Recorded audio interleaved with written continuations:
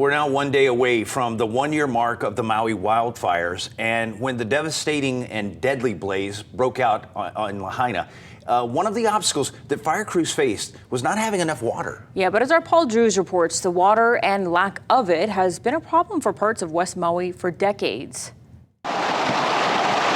Above the dry landscape of Lahaina, there's an oasis of green filled with the sounds of running water. The water is everything. The water is the reason why there's any life here. If not, it's just hot, dry. It would be just like the rest of Lahaina's become, is like a matchbox. Water is flowing again in the Kau'ula stream because 20 years ago, Native Hawaiians, including Charlie Palekiko, fought for the water that would normally flow down the valley but had been diverted by plantations in the past. Now the state mandates a certain amount to be released every day, which can fill this stretch of the stream with fast-flowing water. This is pretty good today, actually. It is an ongoing fight. There are days where we still have to call and say there's only a little bit of water in the stream. We need more water. Water they use to grow kalo. We take from the stream what we need for the lo'i. So there's a po'owai where we take the water, it runs through the lo'i, and then a ho'iwai. So that's where the water goes back into the stream to reconnect and make its way down to the ocean. While Charlie created his own connection to the stream, the ditch he uses is well over 100 years old or even older. This is from ancient times, from way back, kingdom times, I would say. Back when Lahaina was lush and green and water flowed freely in and around it, and terraced kalo patches made the mountainside green, something the Palekikos would like to see again. So I want to see the entire stream connected and flowing. I want to see a thriving ecosystem, Maukatumakai. That is our goal. That's our hope and wish. While millions of gallons of water flow into this stream every day, only a small trickle reaches the ocean at this end of Lahaina. Some of that water seeps into the ground on the journey Maukatumakai and will help recharge the aquifer. But the drier and more arid the land, the more water is lost, and only the water released for kalo farmers has a chance to make it to the ocean. The rest is diverted to this reservoir, which is used for homes in this development above Lahaina. Water will always be a big issue on Maui. You know, they are resource limited. And many people want it. The State Water Commission received over 115 applications for ground and surface water for both existing and new water use. Permits Dean said they are now processing and will start to issue later this year.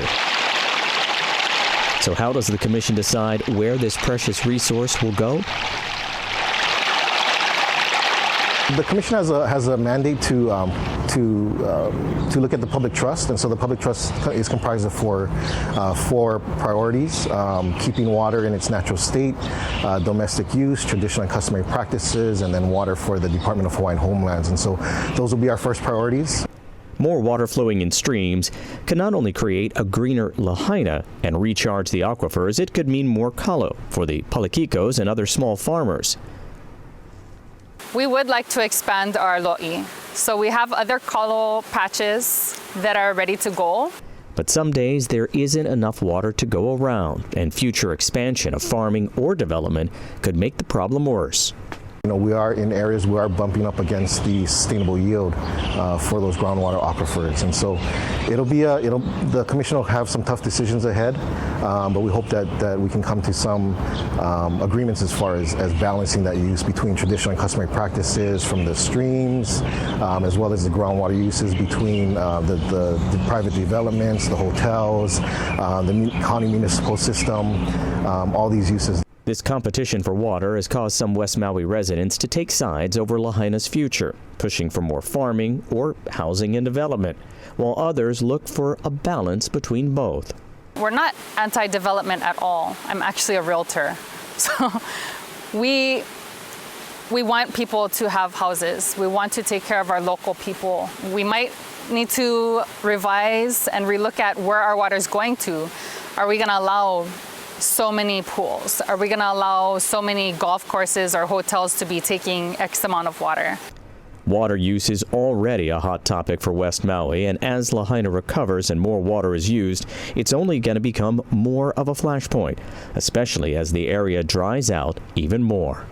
With climate change, we're seeing reduced flows. We're seeing downward trends in stream flows throughout Maui, throughout the state, in areas. Yeah, I mean, water's only going to become tighter.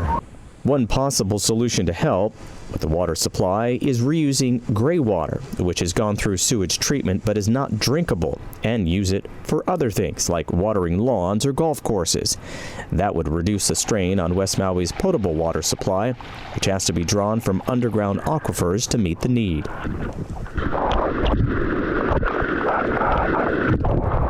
While the debate continues over where West Maui's water should go, some agree that this is the time to plan for Lahaina's and the Valley Isle's water future.